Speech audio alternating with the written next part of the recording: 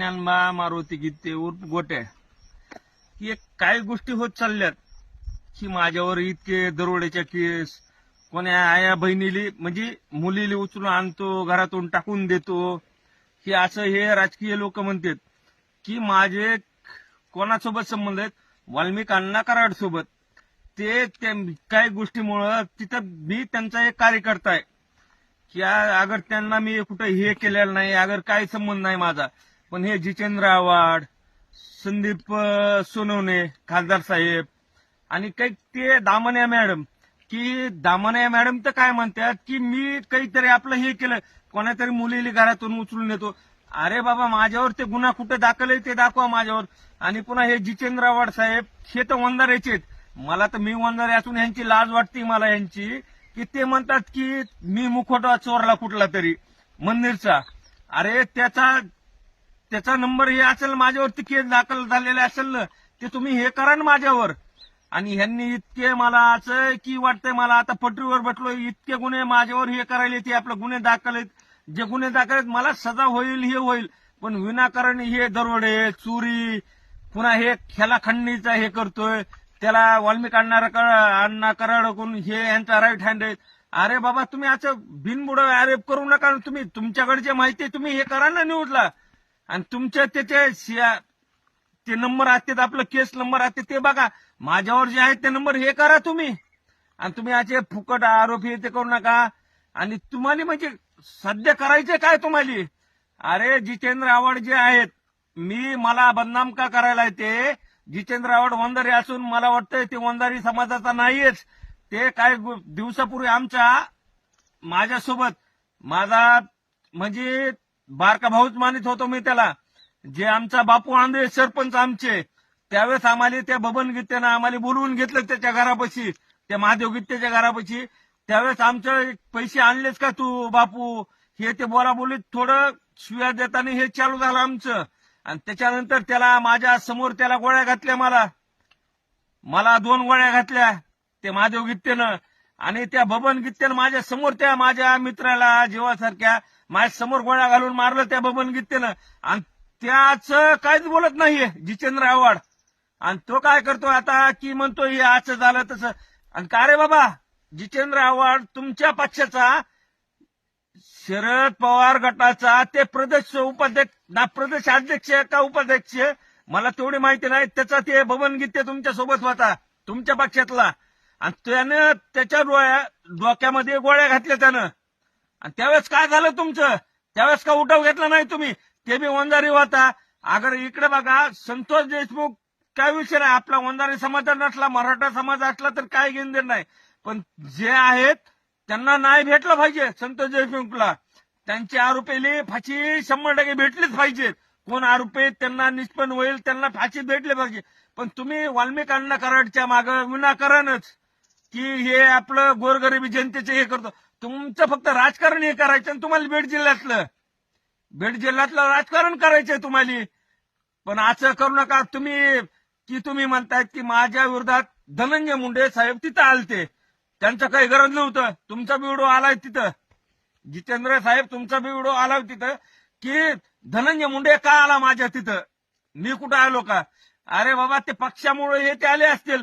मग तुमच्या पक्षाची सभा होत्या, तुम्ही बी यायचं ना परळीमध्ये या, बीडमध्ये या, काही अडचण नव्हती तुम्हाला. आडवीला कुणीच नव्हतं तुम्हाला. पण तुम्ही असं धनंजय मुंडे साहेबांनी बी टार्गेट करू नका. धनंजय मुंडे साहेबांनी तर टार्गेट केलंच तुम्ही, पण आमचे दैवत आमचे वाल्मिक अण्णा कराड का रे बाबा, का गोरगरिबाच्या परळीत येऊन कुणाला बी विचारावं, परळीतल्या गोरगरीब जनतेला अगर श्रीमंताला विचारा की अण्णा कोण आहेत ते दैवतच म्हणतील. कारण त्यांच्यापाशी जे आहे ते आपलं कोणी बी येतील, त्यांना काय अडचण आहे ते हा बोला, ताई बोला, आई बोला, भाऊ बोला शब्द असते.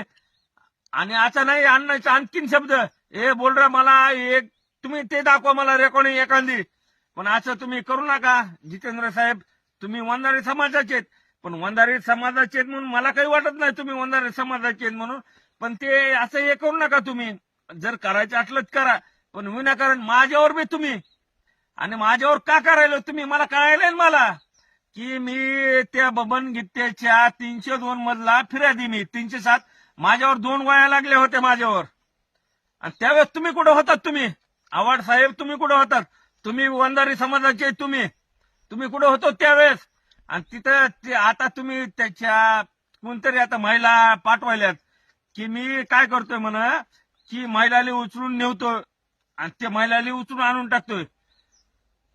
आणि परळीतल्या कोणत्याही महिलेनं अगर माझ्या गावात जाऊन, माझं गाव नंदागाव गाव आहे, तिथं 4000 लोकसंख्या आहे, तिथं जाऊन माझ्या विरोधात कोणत्याही महिलेनं, कुठल्याही महिलेला विचारा की गुटू गित्तेनं काय असं केलंय म्हणून. त्यावेळेस मी आहे का, मी स्वतः फाशी घेऊन मरतो अगर असं पटरीवर पडून मरतो मी. पण तुम्ही आहे का, तुमच्या राजकारणासाठी पोळ्या भाजू नका तुम्ही. आणि तुम्ही अण्णाच्या विषयीचे चालू आहे तुमचं जितेंद्र आव्हाड. तुम्हाला हेच माझं स्पष्टीकरण. मी काय विषय नाही माझं. तुम्ही ते मुकोडा चोरीचं प्रकरण म्हणायलात माझ्यावर, कुठं आपलं आळंदीतल्या तुकाराम महाराजच्या हे ते नाव मला लक्षात आहे ना. बरं ते म्हणता माझ्या मुकोडा चोरीचा माझ्यावर प्रश्न मांडला तुम्ही. ते तुम्ही फक्त बातम्या देऊ नका, हे पण त्याची नोंद काढा ना तुम्ही. अरे तुला तर इकडे बघ, हे जितेंद्र आव्हाड तू इकडे बघ, तुझ्यावर हे करतो. तुझे माझ्याकडे व्हॉइस कॉल रेकॉर्डिंग येत आहेत. ते तिथं तू भाई तुम बडे भाई सॉरी म्हणलेला ते टाकतो मी खाली. अरे तू हायस्कूलचा नेमका वंधारेचं संबंधाचा नाहीस तू. आणि तू असं हे करायला तुला आता मागात पडणार आहे. आणि इकडे बघ ना, मी गोटू गित्ते लहान सहान माणूस आहे मी, आणि मला फाशी भेटल न भेटल, पण माझ्या दैवतचा विषय ते इकडे का करायला तुम्ही? असं करूच नका ना तुम्ही. म्हणजे विनाकारण तुमच्या फक्त राजकारणामुळं की तुमचा पक्षाचा प्रदेश अध्यक्ष ते बबन गीते तो फरारच आहे आणखीन. आणि तुमच्या एक त्यामध्ये तुमचे कॉल रेकॉर्ड चेक करावं लागतील तुम्हाला. तुमचे इकडे बघा, ज्यावेळेस मर्डर झाला माझा दोस्त, माझा जीवाभावाचा बापू आंधळे, आणि त्याच वेळेस माझ्यावर 2 गोळ्या झाडल्या होत्या. आणि ते रिपोर्ट बी आहेत. ते आरपार झाली म्हणून मी जिवंत आहे फक्त. आणि अरे बाबा का, आणि त्याच्यानंतर तुम्हाला त्यावेळेस काही दिसलं नाही डोळ्यामध्ये. तुमच्या पक्षाचा प्रदेश अध्यक्ष होता ना, आणि त्यानंतर आता तुम्हाला इकडे येवायले माझ्या विरोधातल्या केस ते करणं. अरे माझ्यावर केस झालेल्या होत्या, त्यातले निर्दोष सुटलेलो मी. की विनाकारण तुमच्यासारखेच आहेत राजकीय नेते, त्यांनी माझ्यावर विरोधात केस केलेल्या होत्या. माझ्यावर कुणाचीच आणखीन कुठे सजा झाल्याच्या नंतर मला आरोपी करा ना तुम्ही. यातले फालतू धंदे सोडून द्या तुम्ही. जितेंद्र आव्हाड साहेब तुम्ही वंजारी समाजाचे, पण असं मला वाटतं की तुम्ही असं जातीवादाच्या ह्याच्यामध्ये तुम्ही वंजारी समाजाचे नाहीतच तुम्ही. अरे बाबा त्याच्या फक्त त्याला हे करण्यासाठी त्या बबन गीतेचा मी फिर्यादी मी 307 302 मध्ये. आणि त्यासाठी तुमच्या पक्षाचा ते हे तुम्ही त्यासाठी हे करायला लावून तुम्ही त्यासाठी हे करू नका तुम्ही. त्याला ये म्हणावं, पुढल्या ये म्हणावं, हजर होय म्हणावं. आणि त्यानंतर जे सीआयडी तपास होईल, सीआयडी तपास कुठं होणार आहे? ह्यांच्यावर सीआयडीचं कुणी बोललंच नाही. यासाठी समाज काहीच नाही तिथं, यासाठी नाही सीआयडी नाही. आणि इथं आपला गुन्हा दाखल आहे परळी शहरला, तरी ते बबन गीते काय येत नाही. मग ते बबन गीते आरोपी मुख्य आहे ना, त्याच्यामुळे येतच नाही ते. आणि मग त्याच्या काहीतरी बोला ना तुम्ही जितेंद्र साहेब, बोला त्याच्या विरोधात त्याच्या काहीतरी. जर असं आणखी माझ्यावर आरोप केले तर मी इकडे बघा, मी जीव देईल. आणि चित्तूवर नावं नाही असं लाईव्ह मध्ये सांगालो की माझ्यावर जर माझ्यावर एवढं बदनामी करायला तुम्ही, मी जीव देईल. त्याचे कारणीभूत तुम्ही असताल. जय हिंद, जय महाराष्ट्र.